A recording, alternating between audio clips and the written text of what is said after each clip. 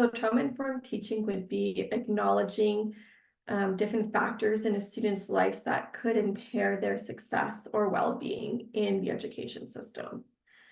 And taking a trauma-informed approach would be taking these into consideration when you plan activities, but also having the flexibility to change plans or extensions of deadlines to fit the need of the student in that moment.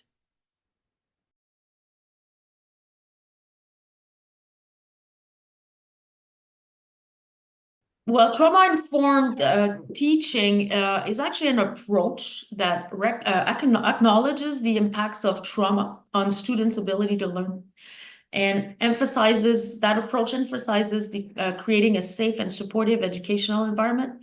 So this method involves recognizing signs of trauma, ensuring safety and trustworthiness, promoting peer support, encouraging collaboration, respecting students' voices and cultural backgrounds.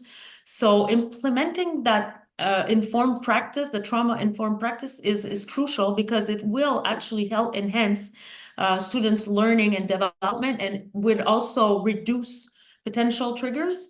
It will support the emotional well-being of the students, will foster inclusivity, strengthen the relationship within the school. So overall, it does help students who have experienced trauma feel secure and engaged, and thereby improving their educational outcomes.